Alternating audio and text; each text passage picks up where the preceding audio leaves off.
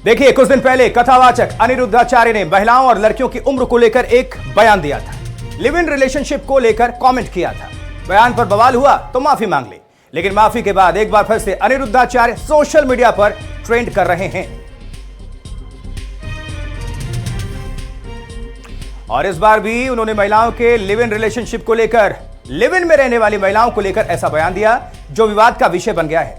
इससे पहले प्रेमानंद जी महाराज ने भी महिलाओं के कपड़ों के बारे में, उनके लिव इन स्टेटस को लेकर कमेंट्स किए थे। अब साध्वी रितंबरा का भी एक वीडियो सर्कुलेट हुआ।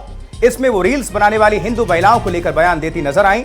आपको आज तीनों हस्तियों के बयान सुनने चाहिए, क्योंकि ये बयान देश की आधी आबादी से जुड़े हुए हैं, महिलाओं और लड़कियों के चरित्र को लेकर किए गए हैं।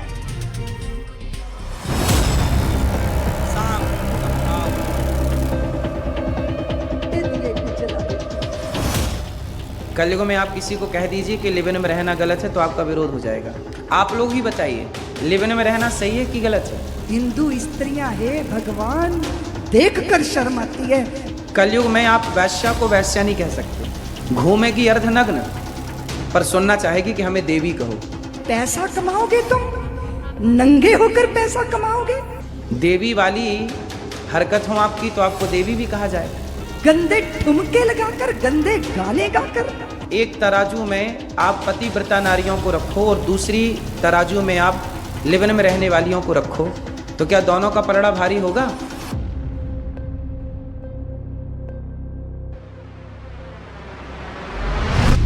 तुम भरोसा तो रखो भगवान पर, ईश्वर के न्याय पर भरोसा नहीं है। शांति, धीरज, विनम्रता, ज्ञान, विवेक और वाणी पर संयम आध्यात्मिक गुरुओं के खास गुण होते हैं।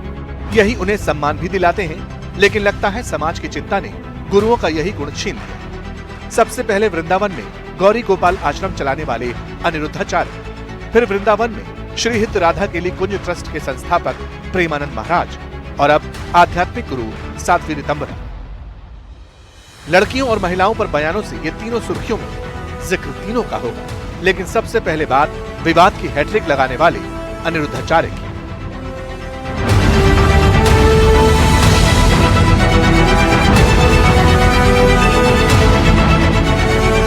भागवत जी में लिखा, सत्यम नास्ति तपः शौचम दया दानम न विद्यते। वृंदावन में गौरी गोपाल आश्रम चलाने वाले अनिरुद्धाचार्य भक्तों के बीच बैठकर भागवत की कथा कर रहे थे। सत्य की मीमांसा करते हुए सामने बैठे श्रद्धालुओं को कलयुग का हाल समझा रहे थे। मौका मुफीद था, इसलिए लगे हाथ शुद्धि और बुद्धि का संबंध भी समझाने लगे। इसलिए तो भागवत जी में लिखा, सत्यम नास्ति तपः शौचम दया दानम न विद्यते। जैसी राखो शुद्धि वैसी बने बुद्धि। बुद्धि का शुद्धि से संबंध है या नहीं? अनिरुद्धाचार्य बात भले ही बुद्धि और शुद्धि की कर रहे थे, लेकिन विवादित बयान पर मांगी गई विवादित माफी की टीस उभर कर जुबान पर आ गई। महिलाओं और लड़कियों को चरित्र का सर्टिफिकेट देने के लिए पैमाना लेकर बैठ गए। हम आपको उनके पुराने बयान भी सुनवाएंगे, लेकिन पहले उनकी टीस देखिए। कलयुग में सत्य नहीं, यदि कलयुग में सत्य बोलते हैं तो आपका विरोध करने लग जाएंगे लोग। कलयुग में आप किसी को कह दीजिए कि लिव इन में रहना गलत है तो आपका विरोध हो जाएगा। क्योंकि कलयुग में सत्य नहीं, आप सत्य नहीं बोल सकते। मैंने बोला तो सत्य कि आजकल कुछ लोग लिव इन में रह के गलत करते हैं, तो उसका मेरा विरोध कर किया लोगों ने, बड़े बड़े लोगों ने विरोध किया, क्योंकि सत्य पसंद नहीं है। दरअसल अनिरुद्धाचार्य ने कुछ महीने पहले लिव इन में रहने वाली लड़कियों को लेकर विवादित बयान दिया था, लेकिन बयान देते वक्त आध्यात्मिक गुरु होने की जिम्मेदारी से लेकर बेबाकी और बदजुबानी तक का फर्क भूल चुके थे। वो 25 साल की जब तक आती है तो पूरी जवान होके आती है। जब जवान होके आएगी तो स्वाभाविक है कि वो अपनी जवानी कहीं ना कहीं तो वो उसकी जवानी फिसल जाएगी या जाएगी। जैसे कि अभी एक लड़के के संग हनीमून मनाने गई, परंतु वो किसी और के साथ वो रह चुकी थी, उसके साथ चक्कर था। वो ड्रमवाला केस अभी पुराना हुआ नहीं जाता।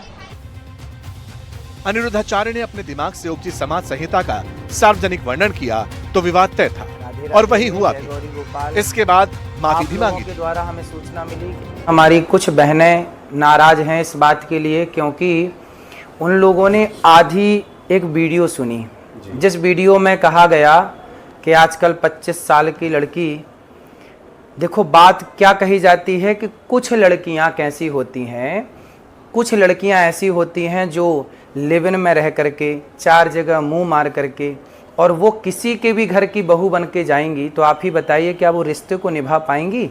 इसलिए लड़की हो या लड़का, दोनों को पहले तो चरित्रवान होना चाहिए। और ये बात कुछ लड़कियों के लिए है, कुछ लोगों के लिए है। जो पहले कहा था उसी पर टिके रहे। माफी भी विवादित बयान से कम नहीं थी, लेकिन माफी तो माफी होती है। ये माफी अनिरुद्धाचार्य के मन में टीस उठा रही थी, इसलिए दरबार सजाया तो अपनी बात पर भक्तों की मुहर लगवाने बैठ गए। लिव इन में रहने वाली लड़कियों की तुलना के लिए नया शब्द खोज लाए। आप लोग ही बताइए, लिव इन में रहना सही है कि गलत है? आप कैसी बहू चाहती हो जो लिव इन में रह के आए? बोलो, क्या आप में से कोई भी माँ अपने बेटे के लिए लिव इन में रहने वाली बहू चाहेगी? बोलो, नहीं चाहेगी।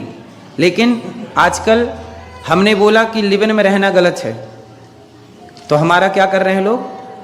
विरोध। क्यों? क्योंकि सत्य नहीं, इस कलयुग में आप सत्य नहीं बोल सकते।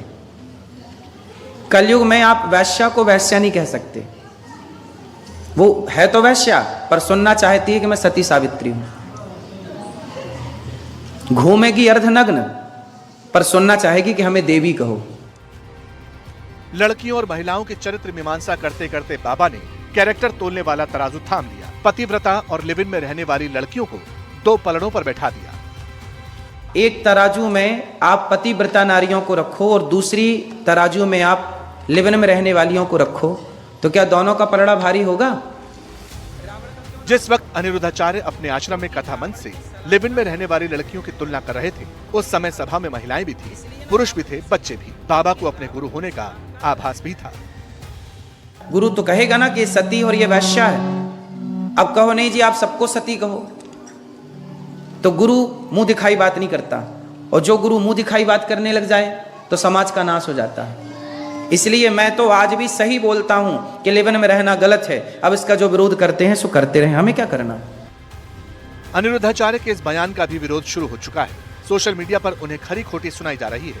अध्यात्म के मंच से बोलने वालों को समाज पर बोलना चाहिए, लेकिन बोलने के इस अधिकार की सीमा क्या हो? मर्यादा सिखाने वालों की मर्यादाएं कैसे तय हो? ये एक बड़ी बहस का मुद्दा है। और इसी मुद्दे पर राम मंदिर आंदोलन से सुर्खियों में आई साध्वी ऋतंभरा का भी जिक्र हो रहा है। हिंदू स्त्रियां है भगवान, देख कर शर्म आती है। पैसा कमाओगे तुम, नंगे होकर पैसा कमाओगे, गंदे ठुमके लगाकर, गंदे गाने गाकर। मुझे समझ नहीं आती उनके पतियों को ये स्वीकार कैसे है, उनके पिताओं को ये स्वीकार कैसे है। साध्वी ऋतंभरा का यह बयान यूं तो पुराना था, लेकिन अनिरुद्धाचार्य महाराज के बयान पर विवाद के बीच ये भी ट्रेंड होने लगा। बाबा ने तो सीधा लड़कियों के कैरेक्टर पर सवाल उठाया था, लेकिन साध्वी ऋतंभरा महिलाओं और लड़कियों की तरफ से सोशल मीडिया पर डाले जा रहे कंटेंट पर सवाल उठाती दिखाई दी। तो राक्षसों के घर में भी देवताओं को जन्म देती हो, तुमने दिया। तुमने कयादू बनकर हिरण्यकश्यप के घर में प्रहलाद को जन्म दे दिया। उस मंच पर सोशल मीडिया में कंटेंट के जानकारों का कहना है कि साध्वी ऋतंभरा के इस बयान को पूरी तरह नाजायज भी नहीं ठहराया जा सकता। समाज में भी ऐसे कंटेंट चिंता का विषय है जो कमाई के लिए लक्ष्मण रेखा को पार कर रहा है। अपने घर के अंदर गंदी कमाई आती है तो पितर लोक में तड़पने लग जाते हैं। मर्यादित जीवन होना चाहिए। भारत की देवियों, तुम चाहो तो कर सकती हो, बुरा मत मानिएगा। तुम चाहो तो राक्षसों के घर में भी देवताओं को जन्म देती हो, तुमने दिया। तुमने कयादू बनकर हिरण्यकश्यप के घर में प्रहलाद को जन्म दे दिया। और अगर तुम ना चाहो तो विशर्वा ऋषि के घर में भी रावण जैसा राक्षस पैदा हो जाता है। कुछ दिन पहले वृंदावन में आश्रम चलाने वाले प्रेमानंद महाराज ने भी लिव इन रिश्तों को लेकर महिला और पुरुष को कटघरे में खड़ा किया था। प्रेमानंद जी महाराज ने तो लड़कियों के कैरेक्टर पर सवाल उठाते हुए यहाँ तक कह दिया था कि आज 100 में से 2-4 लड़कियां ही पवित्र हैं।